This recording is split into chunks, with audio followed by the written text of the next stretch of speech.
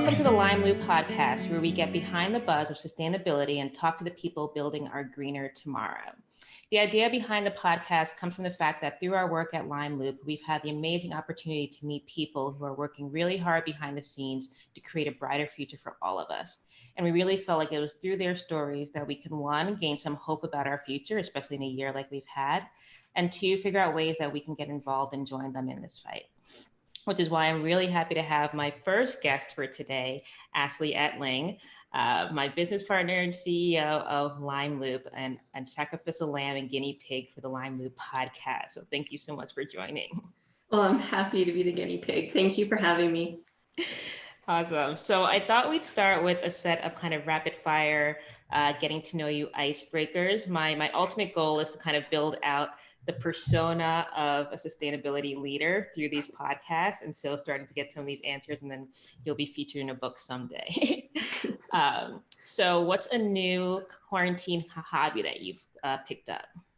Well, one, I think you'll be able to guess. It's definitely in the food realm. I think still cooking a lot, but some things have shifted. Where we used to go pick up pizza dough at the local pizzeria for Pizza Sunday. It's a tradition we started with the family where we have more easing into the week, I guess, and having Barolo and pizza. But with quarantine, that turned into us making our own pizza, which brought back this old hobby of something we used to do back in San Francisco, which is like the rumor would spread that someone had tartine starter and you'd go for it and try to make your own pizza dough or bread. And so that was really rejuvenated. And I think a second one I didn't think that would ever really come back into my life is playing basketball. My son recently got one of those indoor basketball hoops. So I think we wake up regularly with this saying that he says, which is, nothing but net. So we're often found shooting hoops. That's amazing. So you've been able to maintain your starter through all of quarantine is what I'm hearing.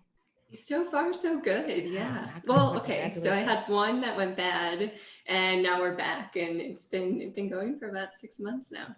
That's incredible. I think mine lasted all of a month and then I'm like, I'm feeding this more than I'm actually baking bread. So I let it go. On the food train, what are you most likely to have for breakfast? Well, I think we have 4 breakfasts. I finally added up. We start with some waffles. We make them on Saturdays and kind of put them in the fridge and then throw them in the oven in the morning. And then we make a smoothie usually. And then, with being up really early, by 10 o'clock comes around, ready for the next breakfast, which is usually oatmeal or granola and yogurt. Awesome. Love it. What are your hours like? What time do you go to bed? What time do you normally wake up? Yeah, growing up, we were definitely known as the family that early to bed and early to rise. And I think that still holds very true. We're usually in bed, I am by 9 o'clock and up by 4:35. And, we used to give my father a lot of trouble for it. And now I find myself more and more kind of settling into his ways, which is really good. Yeah, good wisdom. Exactly. It's always my plan, but it somehow like 12 o'clock rolls around. I'm like, how am I still up? What am I doing? Oh yeah, I get those slacks from you. So I'm like, maybe I just won't send it. I'll just leave it there until the morning to hit send. Like, no, I'll forget it. All right, last icebreaker. If you weren't an entrepreneur, what would you be doing? Probably something in food and wine. And I always said too, if I didn't get into entrepreneurship, I'd probably still be in school because one way or another, you're constantly learning. And I think that's something with food and wine as well. While they seem so simple, there's endless opportunities for both. For sure. Yeah. I was trying to think of like what my answer would, and similarly, I think if there's something about like building and making and food, especially just really lends itself to that. That's very similar to the building of a company too. Mm-hmm. Yeah. I think in those really long days, sometimes I joke, why don't we just make cheese? And then someone tells me, well, you can't just make cheese, Ashley. It would be like the world renowned cheese that's distributed. And so I think, there's that love for making and making at scale. For sure. Well, speaking of making, Would love to kind of hear a little bit more about you, kind of the road leading up to LimeLoop, like what was actually up to, what were you doing? Mm-hmm. Yeah, I think going with building, I've always had a passion and a love for problem solving. And over time, that became a very manual way of being very young and figuring how to do that. At one point, I started a jewelry collection when I was young, but I think I set up a whole assembly line with the family. My dad was in charge of tying the knots. My brother was in charge of putting the strings on. And I think that continually evolved, and especially spending and being a sponge in the Bay Area, that really progressed to a love for technology and how you really add that to solve true problems. And so that led to where you and I met at Red Clay, where we were actually developing enterprise software to make it easier for brands to develop products. And that's where this kind of idea of really dabbling into this land of how products were shipped led to really starting to understand where that evolution would go, and really kind of sparked this developing a reusable shipper. And this was 10 years ago, and as that e-commerce really started to grow, had come across it ironically in a box. Boxes were piling at my front door, and I think that really started to trigger that idea of what would that future look like if we could start to replace more single-use packages with reusables. Perfect. And which is perfect segue. What exactly is LimeLoop? Yeah, so at a high level, we're creating an IoT solution for sustainable shipping logistics. And we really look at that as a future of being able to plug into autonomous delivery. So imagining a robot actually delivering your packages. So you no longer need that outside package, or a drone arriving in your back door and driving those packages. And so we eventually become that data infrastructure that really powers a lot of that autonomous delivery. Love it. And I know for me, one of the things as we've been building LimeLoop that I kind of had I had no idea what I was doing moment was around recycling. And I realized in starting LimeLoop, I had no idea how things were recycled. It was a magical box, you put it out there, and then it came back in a new form. And really uncovering that has been a huge eye opener, and just really reconfirmed why we're doing what we're doing. But is there anything like that where you kind of set out with a hypothesis, or you thought you understood something, and through this journey has completely kind of turned that around for you?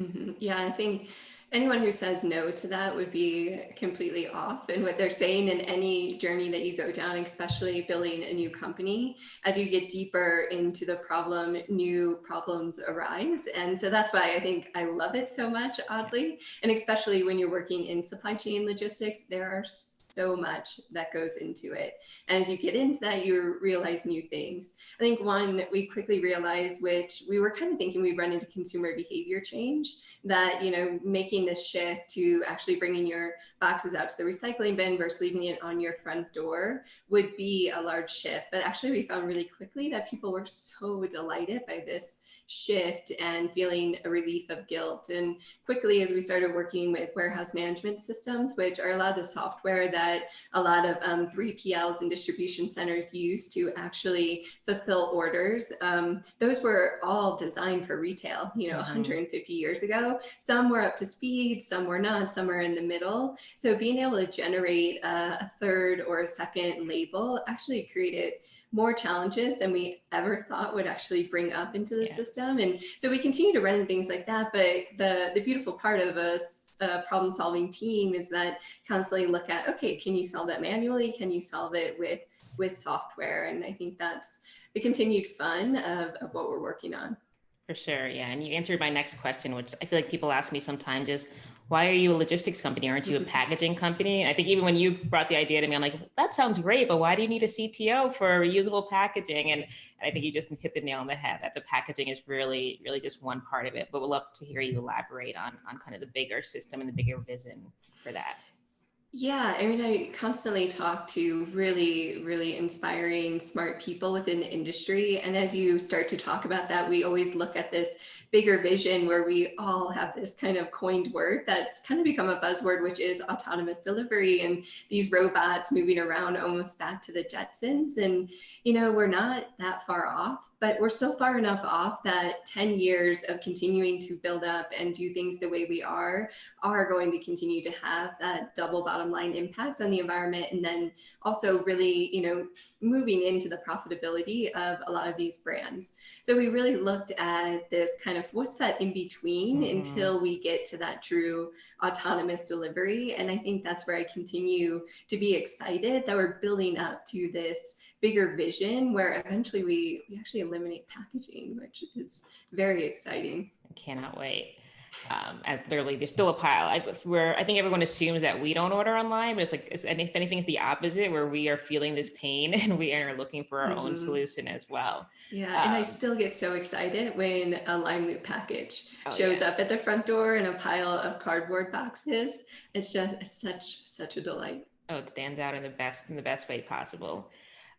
So one of the things that I'm sure you're the same thing when you explain what LimeLoop is, the number one thing is like, oh my God, I love that, is number one reaction. Number two reaction is, why isn't Amazon doing this? And so knowing that is just kind of a shared reaction, what is really not necessarily standing in the way, but what does it take to scale something like LimeLoop? Yeah, I think the two big things I always say, and I kind of have on my computer when I wake up in the morning, is simplify, simplify, simplify, which brings it back to focus of what we're truly trying to solve, because it is a huge, huge problem and many layers that go underneath that. And then 100 no's equals 1 yes.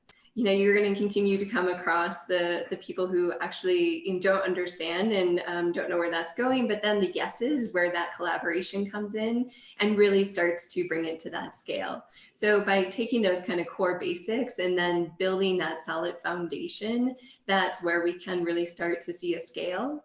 And then the other part is just the full collaboration of carriers and consumers and also brands to really spearhead this. And that becomes this really incredible vision that we can't wait for, is when you go to FedEx or UPS and you drop off a LimeLoop shipper, and then you get to come in behind me and actually grab that shipper and use it for a package as well.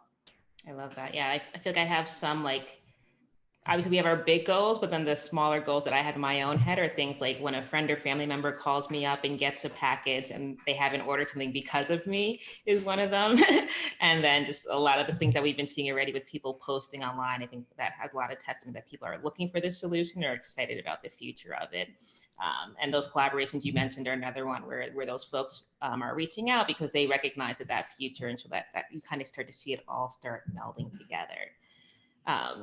But I don't know if it's 500-pound elephant in the room of this year, that is COVID-19. Obviously when we think about e-commerce, when we think about packets, we can't really think about that this year without thinking about COVID-19. So curious kind of how you see that relationship and what needs to happen next in response to it. Yeah, I think what COVID-19 really revealed in supply chain is that we're not clear where all of our supplies sit. And when we have something so critical as COVID and needing immediate health, from PPP all the way to basic needs like toilet paper and food and water, when you're unaware where that inventory is and where to move it, that's where we really start to show that this is a true critical need as we move forward, especially with e-commerce. And so what we found very quickly, the roadmap that we had developed was accelerated 3 to 5 years, which is what we're seeing with most software companies, that we're now living in 2023, yet we have 2019 technology that's built for that. So it's this, rapid increase to develop and to push forward. So on one end, it's been incredible to be a part of it and to be a part of that solution. I think on the other end, it's just really pulling together as much as possible to work collaboratively to be able to move into 2023. And sometimes I think people feel overnight. Yeah. Exactly. Yeah. And that's been one of the kind of positives through this all too, is that these big brands especially have had to figure out how to work almost like a startup and change on the drop of a dime. And when the suppliers are calling from China that they can't deliver, what does that mean for your next order? And so for us who've been kind of living in that world from the very beginning, it's kind of very serendipitous that we're able to come in and provide that solution for other sustainability for these brands, which is amazing. So knowing that, we bit off a really big challenge with LimeLoop, as I'm sure we've probably explained already. So it's Monday morning. It's cold in Telluride. You got to get out of bed and get working. What's getting you excited? What's making you really want to get up and start your day? Yeah, I'd say that policy. So we work really closely with international brands and then also just watching what's happening with the shifts. And what we've seen abroad is that policy has accelerated environmental kind of action amongst brands and how they're moving forward and how they're all working together to really hit those goals. And I think what has really re-inspired me is this new administration that's coming in 2021 of really being re-inspired from a policy level of how we actually truly go forward from an environmental and social impact. And then, just day to day is the people we work with. I mean, getting up and being able to work with you and just even talk about what that future is, but even on a detail level, and then all the other incredible brands and leaders that we get to work with day to day really continues to inspire. Oh, for sure, for sure. And then if we were to backtrack a couple of hours before that, and it's 2 o'clock in the morning and the mind is racing, what's kind of keeping you up at night? Yeah, I think it's similar, the policy and where we're going and really making sure that we create this foundation of a future for many generations to come. And I think sometimes you want that to happen overnight, but I think what keeps me up sometimes is questioning, are we doing the right thing? Are we going about this the right way to actually really achieve that goal? And of course, there's a lot of tactical things that come in that. Okay, do we have enough money to do that? Do we have the team? And are they working well together? Are they still happy coming to work every day? But I think that achieving that bigger vision is generally what keeps me up at night. And then, those random nights where you're thinking, oh, should I make a pizza that has, cheese or a new one? Or those are kind of the good ones. Those are the fun ones. Yeah, exactly. They feel the same way for some reason at 2 a.m. But when you look back on it, you're like, oh, wait, that's totally fine.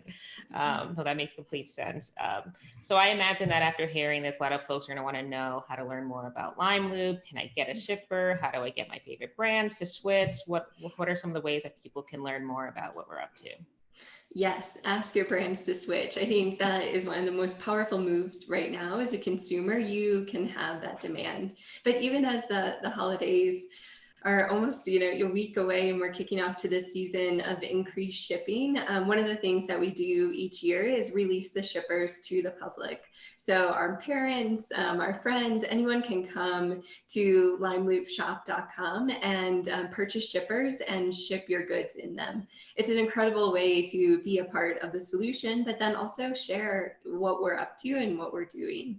And then of course, just always sharing on social media and with anyone, just telling the story is an excellent way to kind of progress what we're up to.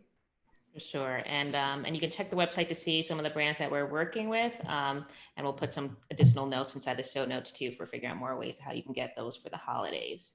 All right, last question. So it's 5 years in the future. LimeLoop has hit all of its marks and hit all of its goals. What does the world look like to you?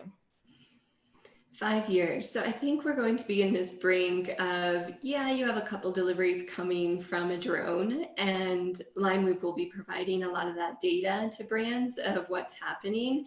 And then this other kind of merge that we've seen over the last 3 years, which will be, you will be able to go into Target and pick up a LimeLoop shipper and return another order in it, or ship something to a friend or whatnot. And so anywhere you go, you see these LimeLoop shippers. You look in a UPS truck, instead of all cardboard stacked up, you're seeing all these reusable shippers stacked up in the back. And then it will be that in between shift where then you'll also see a robot kind of coming behind it and delivering it without a shipper in it. So I think 5 years will be this verge of this shift that we'll start to see as we move into 10 years, 15 years. I think we'll really start to see a lot more autonomous delivery. I agree. I feel like there's going to be like a tipping point, especially as people start to realize that there is an alternative. I'm here in New York City where I see piles and piles of the boxes being delivered outside of the doorman building, and just cannot wait till those are no longer single use packages. Well, thank you so much, Ashley, for joining for this first episode. I'm sure that people will have a lot of questions, and we'll definitely have you back when I'm a more seasoned professional podcaster, and maybe we'll turn the script around and you can ask me some questions next time around. I'm looking forward to it. Thank you so much for having me.